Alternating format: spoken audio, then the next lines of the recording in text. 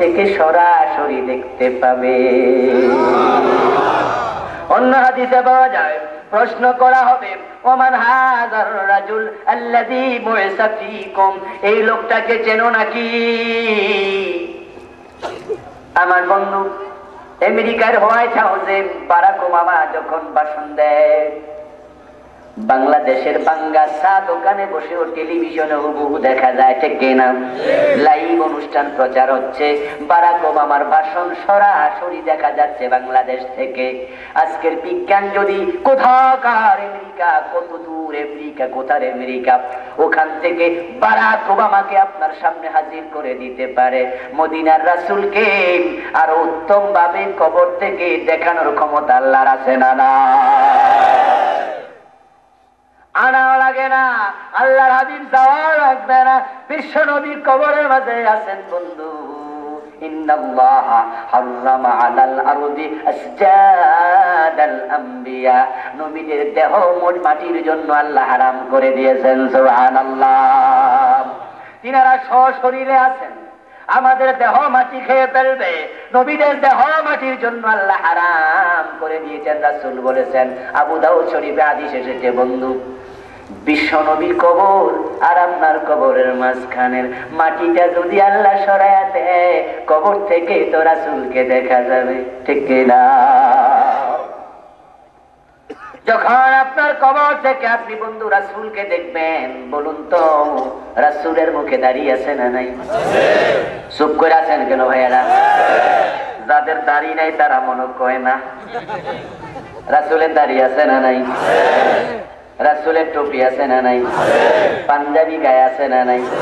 দেখতে তো একজন হুবহু আলেমের মতো মনে হয়, ঠিক না? রাসূল আলেম, তাই তো আমরাও ওনাকে দেখে দেখে ওনার সুরতে আলেম, ঠিক না? রাসূল তো বলেছেন, বুইস্তু মুআল্লিমা, আমি শিক্ষক হিসাবে প্রেরিত হয়েছি, ঠিক না? এখন যারা বর্তমানে আলেম দেখলে বন্ধু মোল্লার দৌড় মসজিদ পর্যন্ত বলে চিৎকারি করো, গালি দাও বন্ধু, আলেমদেরকে সহ্য করতে পারে না। তারা আলেমদেরকে পিছিয়ে রাখার জন্য প্রবাদ বানিয়ে এই দেশের মানুষের কাছে প্রচার করতে চেয়েছিল, ও সমাজের ভিআইপি লোকেরা, সন্তানকে আলেম বানায় না, আলেম যদি বানাও তাহলে তোমার সন্তানের দৌড় মসজিদে গিয়ে শেষ হয়ে যাবে, জাতির কোনো কাজে লাগবে না, তাই সন্তানকে আলেম বানাইও না। আলহামদুলিল্লাহ, বাংলাদেশের মুসলমানেরা ওই প্রবাদ প্রত্যাখ্যান করে আলেমদেরকে সাপোর্ট করে তাদেরকে মসজিদের প্রথা ভেঙে মসজিদ থেকে সংসদে পৌঁছিয়ে দিয়েছে, ঠিক কিনা?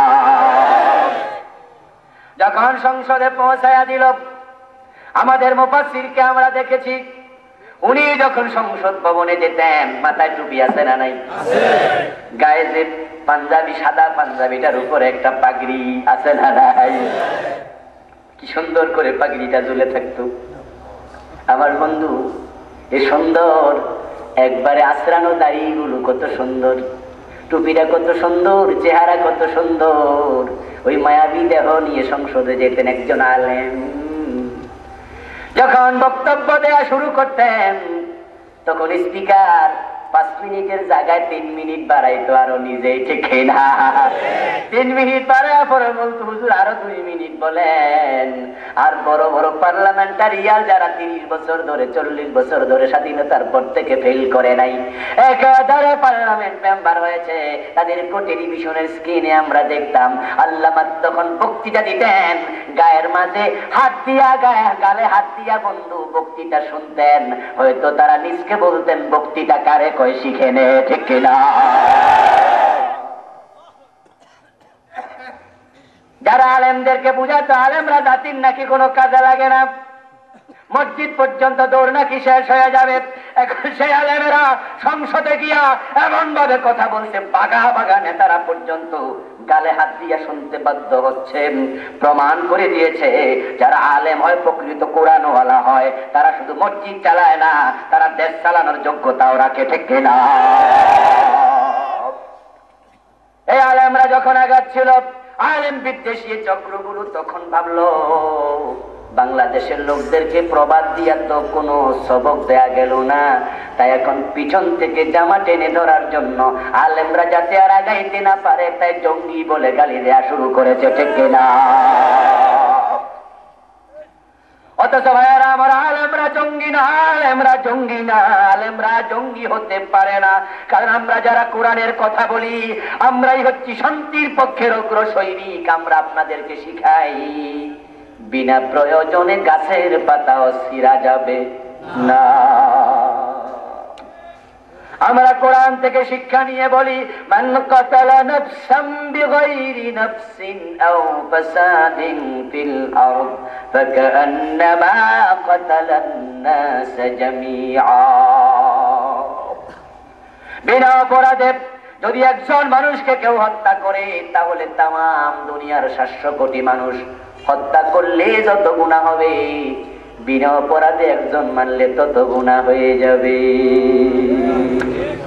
আলেমরা বোমাবাজি করতে পারে না, আমরা আলেমরা বোমাবাজ নই, আমরা জঙ্গি নই, অসম্ভব অসম্ভব। যদি আমরা জঙ্গি হতাম, আলেমরা বোমা বানাতাম, তাহলে মাদ্রাসাগুলোতে ছাত্র ছাত্র মারামারি করলে বোমা ফুটতো, ছাত্র ছাত্র মরে যেত, শিক্ষকদের কক্ষে বোমা ফুটতো, শিক্ষকরা মরতো। কিন্তু তামাম বাংলাদেশ হাজার হাজার মাদ্রাসা আছে, আজ পর্যন্ত মাদ্রাসায় কোনো ছাত্র মারা যায় নাই, ঠিক কিনা? কোন শিক্ষক মারা যায় নাই। আমরা বন্ধু কেমনে জঙ্গি হলাম? ইউনিভার্সিটিগুলোতে গিয়া দেখেন, জাহাঙ্গীরনগর বিশ্ববিদ্যালয় আমাদের বাড়ির পাশে বন্ধু, কত লম্বা লম্বা তাও লইয়া দৌড়াদৌড়ি করতেছে ছাত্ররা। রাজশাহী বিশ্ববিদ্যালয়ে মাস দেড়েক আগে শিক্ষকরে জবাই করে ফেলে রাখছে, ঠিক কিনা? ইউনিভার্সিটি হলগুলো তল্লাশি করলে সেই পরিমাণ অস্ত্র পাওয়া যাবে, এক একটা ক্যান্টনমেন্টের মতো মনে হয়, ঠিক কিনা? আর আপনাদের বাড়ির পাশে মাদ্রাসা আছে, গিয়ে দেখেন তো ছাত্ররা বন্ধু, আমরা কোরআন শিখি, কোরআন হাদিস শিখি, অথচ আজকে তারা শত্রুতা করে যখন আমাদেরকে ঠেকাইতে পারলো না, এদেশের আলেমদেরকে মানুষ এত ভালোবাসে, তাদেরকে সামনে আগায়া দিচ্ছে দেখে তারা জঙ্গির অপবাদ দেয়া শুরু করেছে, ঠিক কিনা? অপবাদ দিয়ে আসলে কোনো লাভ হবে না, লাভ হবে না। কান খোলে শোনা, আমার আগের বক্তা বলেছে চমৎকার শেষ দিকে কথাটা, আগেকার লোকেরা যেমন ফেল করেছে রাসূলের বিরুদ্ধে বলে, তোমরাও ঠকে যাবে, ঠকে যাবে, ঠকে যাবে। ঠকে যাবে নয়, বরং ঠকে যে গেছ সেটাই প্রমাণ করো যে বিশ্ববিখ্যাত মুফাসসিরকে দর্শনকারী বললা, হত্যাকারী বলে যাবজ্জীবন জেল দিলা, তার জনপ্রিয়তা এখন বাংলাদেশের সবার শীর্ষে। আমার কাছে যা অনুমিত হয়, উনার মতো জনপ্রিয়তা বাংলাদেশে এখন একজন ব্যক্তিও নাই, তার কাছাকাছিও নাই। একদিন মুক্তি দিয়া তাফসীর মাহফিল করে প্রমাণ করে দেখাও, সাহস থাকলে মুক্তি দাও, একটা তাফসীর মাহফিল করতে দাও, তার তাফসীর মাহফিলে 1 কোটির মতো লোক হাজির হয়ে যাবে, ঠিক না? ঠিক না? আগে তো 2 লাখ 5 লাখ, এখন যদি আল্লাহর বান্দা মুক্তি পায়, তাফসীর মাহফিলে কোনো মাঠ পাওয়া যাবে না, ঠিক না? যদি ফলটন মাঠে তাফসীর মাহফিল দেয়, গাবতলি মাইক লাগানো লাগবে। আমার বাইরে আলেমদের প্রতি ভালোবাসার নিদর্শন, ঠিক না? আপনি দেখবেন বন্ধু, বিড়াল যখন শীতকালে আপনার কম্বলের নিচে এসে ঘুমায়, ঘুমায় না চান্স পাইলে, বিড়ালে চান্স খোঁজে, দেখবেন বন্ধু আপনার গায়ের সাথে কেমনে লাগিয়া ঘুমাচ্ছে। আপনি যদি টের পান, তখন ধরে ধাক্কা মারেন, ঠ্যাং দিয়া লাথি মারেন, এই বেটা যা, বিড়াল এখানে কি করে, প্রস্রাব করে দেয় কিনা, টেনশন আছে না? বিড়াল আস্তে করে চলে যায়। ওই বিড়ালের প্রতি আমাদের কোনো ভালোবাসা নেই। ভালোবাসা থাকলে তো বুকে লিয়ে ঘুমাইতাম।